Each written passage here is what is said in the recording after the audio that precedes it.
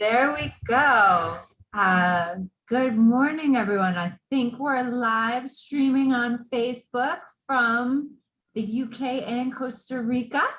I'll wait 1 minute as we let people sort of filter in. If anybody is going to join this conversation today, I know my name is Julia Delafield. I'm the director of the Center for Executive Education at the University for Peace, established by the United Nations General Assembly. And we have put out information about this program today and this conversation we're about to have on a couple of channels. So as we let people trickle in, I'll just say good morning.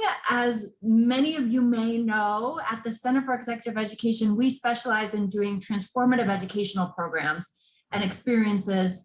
And the point behind all of them, our why, if you will, is to give people the tools, knowledge, and the inspiration that they need to have a more positive impact on the world around them. Our general starting point is that everybody out there has the capacity to be making this interconnected world that we live in a better place, and we want to help people do it. So the way we do that is through these transformative educational experiences. We offer a diploma in social innovation and a diploma in global leadership. And within those, we're always aware that one of the biggest perks we offer are the amazing facilitators that run our courses. While we have some academics on the team, honestly, that's not really what we're looking for when we pick who's going to run our courses.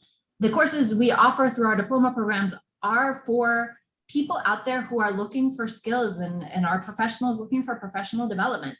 So we're always on the lookout for facilitators with amazing backgrounds that really understand and have worked in the sector that they're teaching about, with the idea that that'll help them guide and steer participants through the practical application of the skills that they're learning.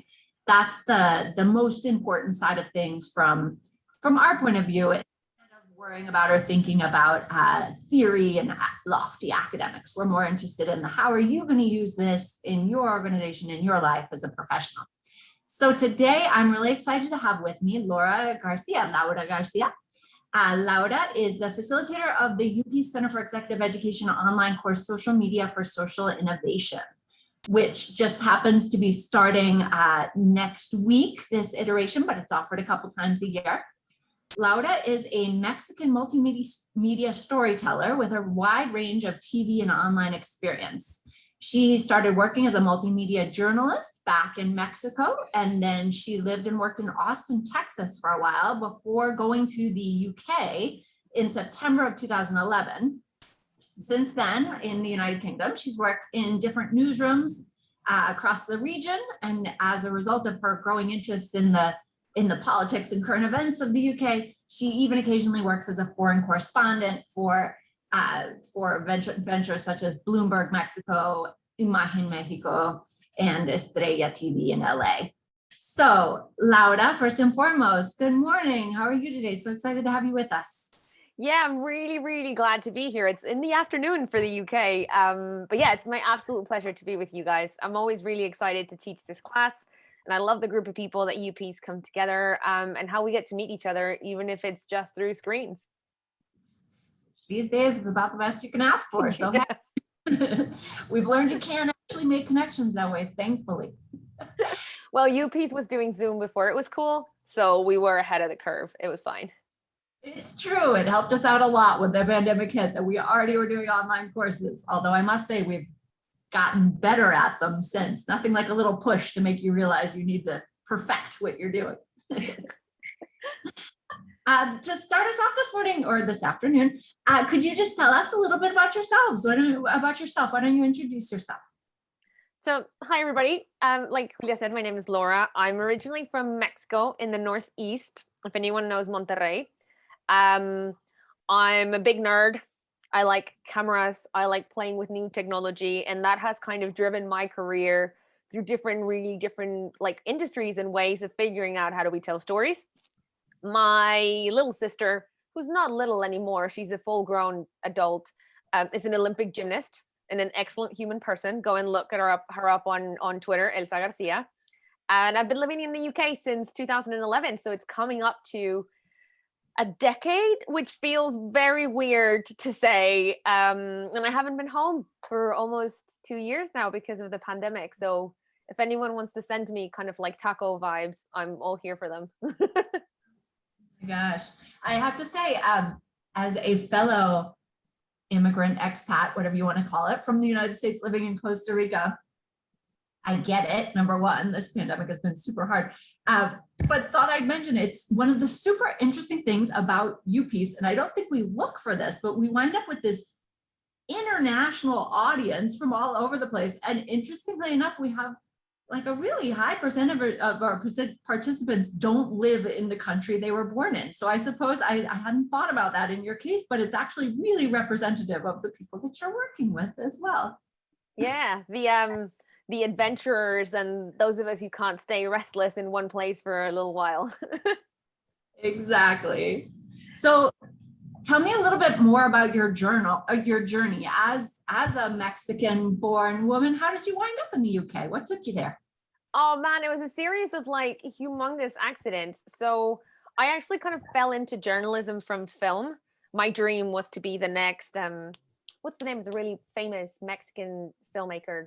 Alejandro González Iñárritu, who did The Revenant. He's amazing. I love him. Like, and I was like, I'm going to be him. And I went to one of Mexico's most selective cinema universities, and they only take like 10 students a year, and it's super hands-on and really competitive. And when I was at the interview, this old guy who must not have been that old, but I was 17, so he felt as old as time, said like, you look great, you have really good grades, we can teach you how to make cinema, but I need you to answer 3 questions for me. What is love? What does it feel like to lose someone? And by that point, I cannot remember what the third question he asked me, because I was just like, I don't know what you want of me, man. And I just said something, and then at the end he said, you know what, making cinema is really easy, finding what to say is really hard. Go and live, go and find stories, go and get in trouble, go and figure out what you want to say, and when you're ready and you have a story to tell, come back and we will gladly take you on board. So I kind of decided, well, how am I going to find, and I was really grumpy about it. And I thought, well, maybe journalism is how I'm going to find out what I really want to say. And I fell in love with it ever since, the storytelling element of it. And then as I was finishing my undergrad and thinking about doing a master's, the boy that I was dating at the time had applied to come to the UK to study on a different program. And I was like, I'm totally going to go with you because you are the love of my life. So I applied to this course to do journalism because I thought that'd be cool. The UK is the birthplace of the BBC. And I got my scholarship to come and study to the UK, and he didn't get his. And I left. And that's kind of the short version of how I ended up in the UK of this kind of, I fell into journalism when I kind of realized I actually needed to get to know people before I pretended I could tell their stories. And then I fell into the UK, and I have really loved it. And I love the environment, and my work here has kind of straddled TV and radio and teaching and new tech and interactive stuff. And at the core of that, always social media, because people assume when you walk into the room and you're the youngest person in the newsroom, they just assume you know how to Twitter. So I kind of had to teach myself how to Twitter to be able to be that person. Makes a lot of sense these days. Yeah. It is the way word gets out so often, right? Yeah, especially now that all of literally our entire lives are mediated by this. So gotta do it. So storytelling, that's where your passion lies. How does one tell a story? That's a big question, I know, but you can break it down in whatever you want to. Oh man, Julia, you're gonna make me give like the best bits of the course, and then people aren't gonna sign up because they're already gonna have them. So storytelling is about knowing your audience. It doesn't matter what platform it's on. It's really about understanding who you're trying to communicate with, and then figuring out how do you say what you want to say in a way that resonates with your audience. Because otherwise, you're kind of just like screaming into the void, right? And all the beautifully shot videos in the world are never going to save you if you're not actually speaking in the language that your audience will resonate with and interact with. And that means cool techie things for some people, and for others it might be like really traditional stuff. I'm amazed by the comeback of text-based communication because of closed messaging apps like WhatsApp and Telegram and Signal. It feels so like when we used to send SMSs to each other in 1997, right? But we're all kind of going back to that. So new and storytelling doesn't necessarily mean text and flashy. It means, what does your audience resonate with? What are they doing? Where are they having conversations? And how do I figure out how to tell the story that I want in that language so they actually listen? Because otherwise, no one cares. Makes a lot of sense. I hope we didn't give away too much, but it's got me thinking. It's the tip of the iceberg, kids. You have to sign up to the course to get the rest of it. There you go. So I did jump ahead a little bit in that just because I wanted to hear what you had to say, but tell me what you're working on and excited about these days in your life.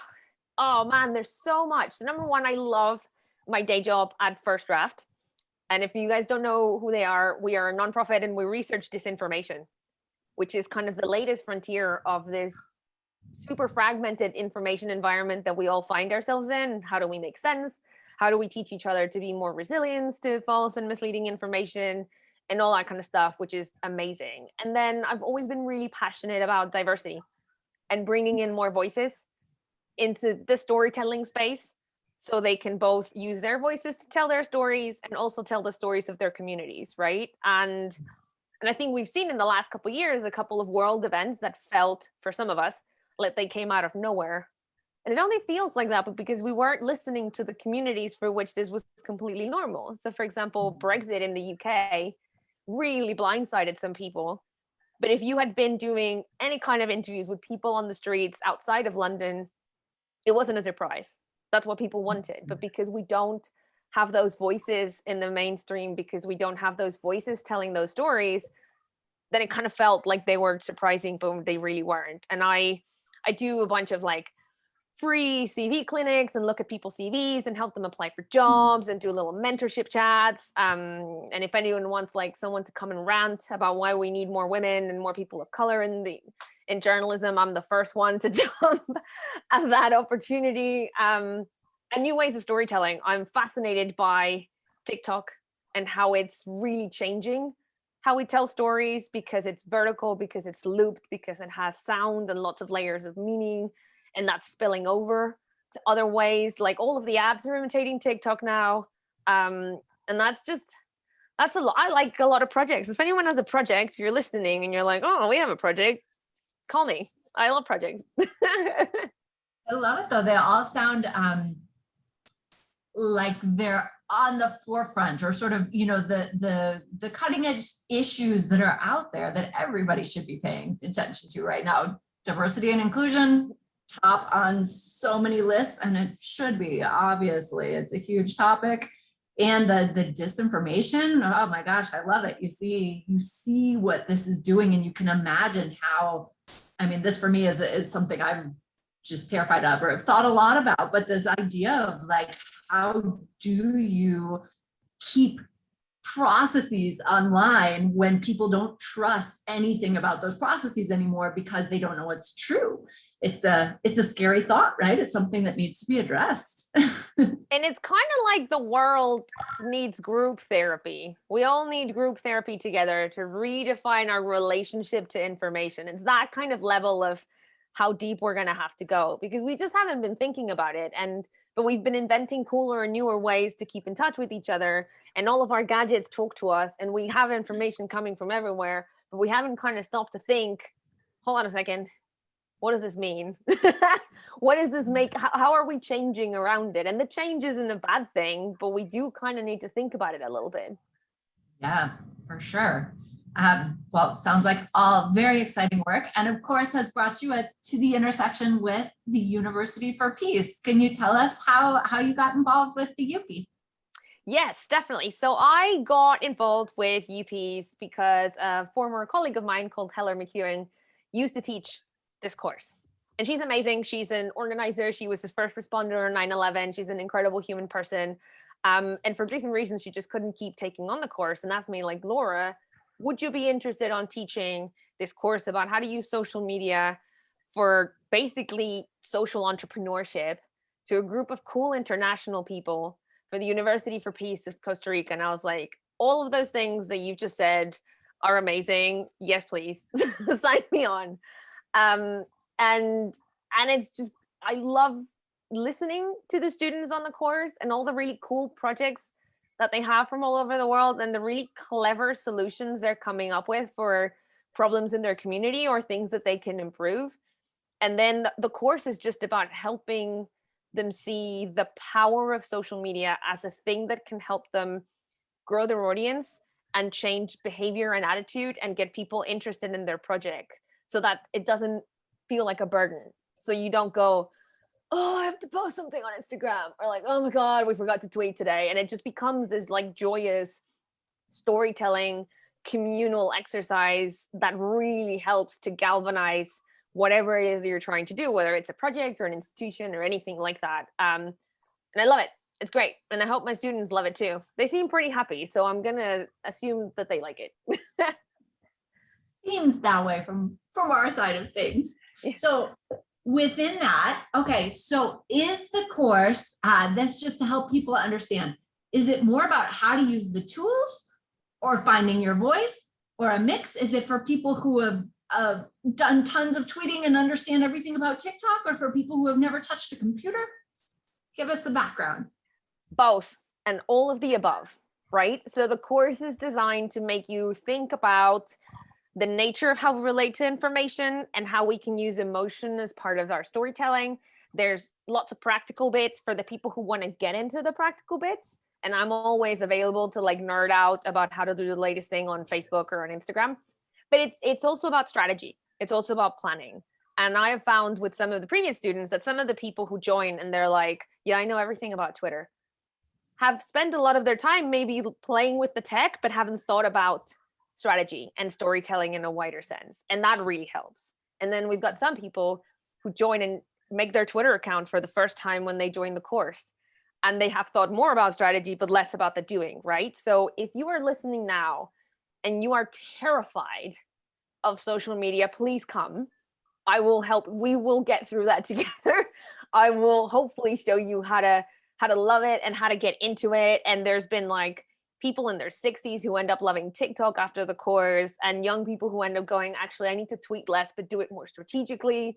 It's kind of pitched at different levels, and there's tons of reading, so you can kind of pick and choose the bits that interest you in the work that you do. And we also do some like hand stuff in the webinars to kind of show the behind the scenes work and some of the weeds of how all of this happens. But it's definitely not how to be a social media manager course. It's how to become really good at harnessing everything that social has to offer to you and your project. So then either you can go and do it, or you can direct your team to go and do it.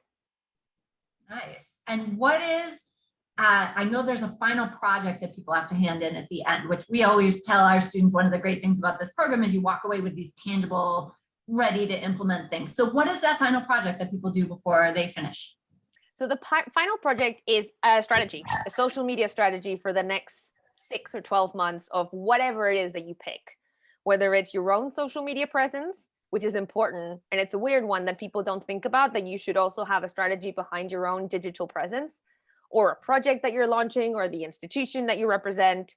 And it takes you step by step, linked through the weeks. So on week 1, we'll see the content, for example, that'll help you answer the first part of your final assignment. On week 2, we'll cover the bits that'll help you do the next bit of your assignment. So hopefully you can kind of see that parallel, and by the end, walk away with a really tangible direction to however you're going to build this digital presence online.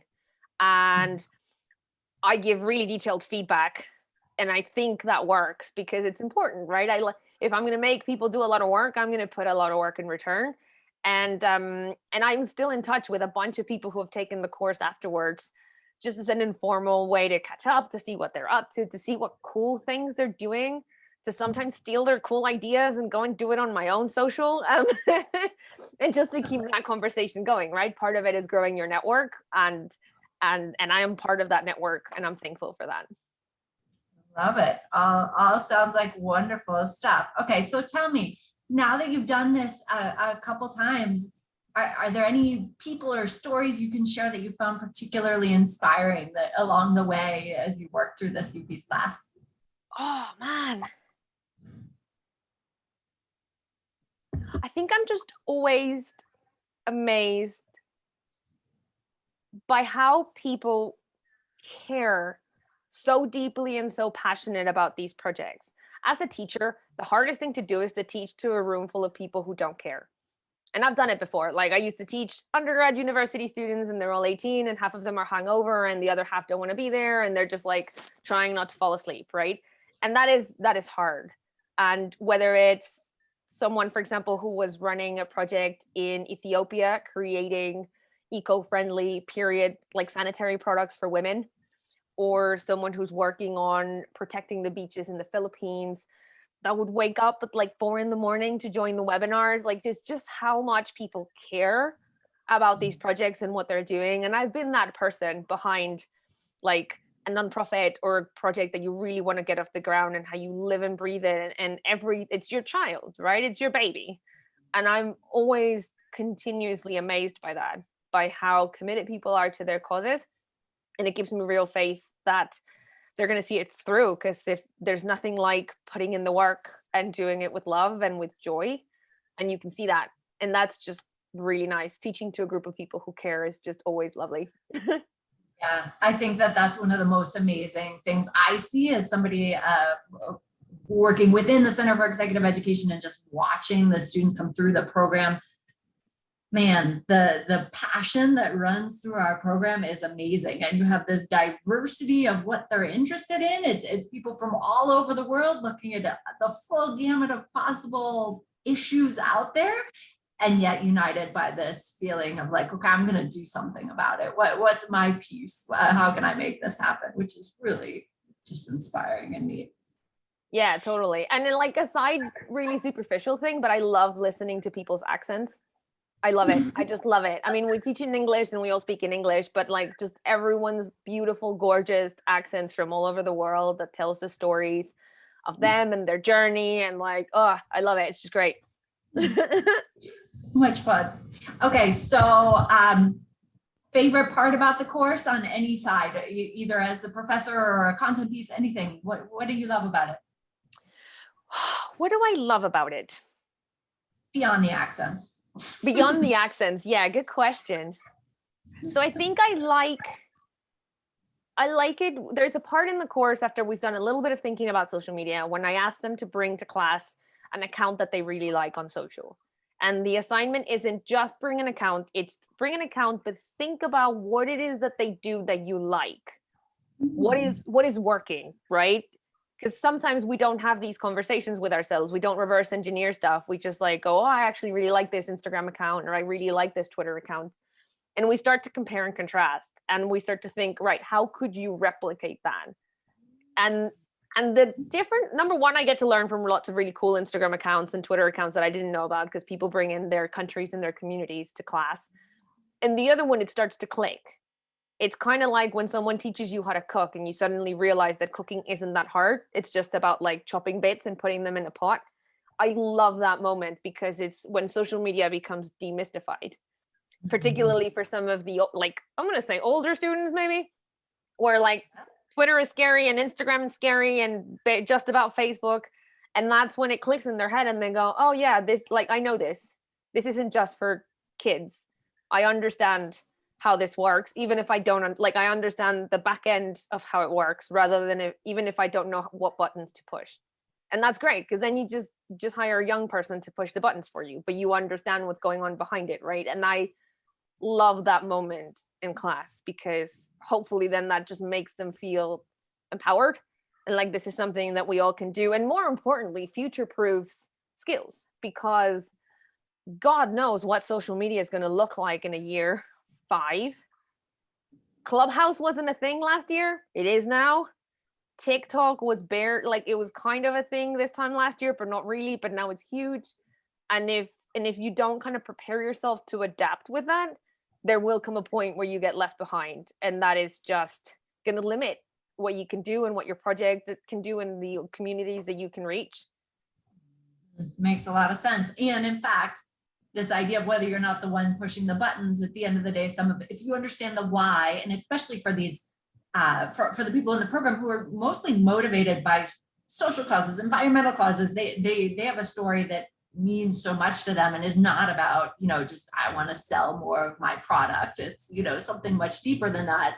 If they can understand the storytelling part and the communication drive behind it, then the pushing the button is a little bit secondary, right? Yeah, there's always going to be someone young who's really excited, who you can hire and pay, always pay young people to like push all the buttons, right? But that understanding the why, understanding that it's about building community, and especially if you're not driven by clicks and commercial, you can take a little bit of time to build that community, right? And that community is your authority and the trust that they put in you, and that is an important relationship to nurture. And we used to do it beforehand. It's like just throwing a really good party. Social media is just like consistently throwing a really good party that everyone feels safe at and has a fun time and has a way to interact. So if you want to stay up till 3 a.m, you can, but if you're one of those people who goes to bed early, you're also fine. That's kind of what it is. And you just kind of have to figure out how to do it. Love the analogy. All right. Well, as we wrap up, anything you would say to somebody who's looking at this course and is interested in it, but is a little bit unsure or on the fence? Oh man, just don't think about it. It's kind of like jumping off a trampoline. It seems really hard. And then once you're there, you're going to love it. The class is really good, she says, having designed it. But the students are amazing. And you'll get to meet really cool people from all over the world. And maybe this is less scary because you'll have a team to go through it, right? If you've never been on TikTok, you won't do it on your own. We will be there with you. We will get through this together. And my DMs are open on Twitter as well. If anybody has any questions and wants to like address anything more privately or like be like, oh, Laura, I don't know about this. And you can find me at Laura GRB. And maybe that's the first time you get on Twitter, just to be able to DM me. Wow. Awesome, Laura. Thank you so much for taking the time to talk to us today. And for everybody who's out there, this is the Center for Executive Education at the University for Peace, established by the General Assembly of the United Nations. And we talked today with Laura Garcia, who is the facilitator of our social media for our social innovation course, which just so happens to be starting next week. If you got excited and inspired by this and want to check it out, although we also run it a couple times a year, so it's not your only opportunity. And in fact, if you're really inspired, look at the diploma in global leadership, look at the diploma in social innovation, and see what else you could do to start broadening your impact and taking your dreams and projects and special pet ideas of how to make the world a better place to the next level. So Laura, thank you so much for joining us today. No, not at all. It's my pleasure. And get in there, guys. There's still time. See you next week. Exactly. See you next week. Bye-bye.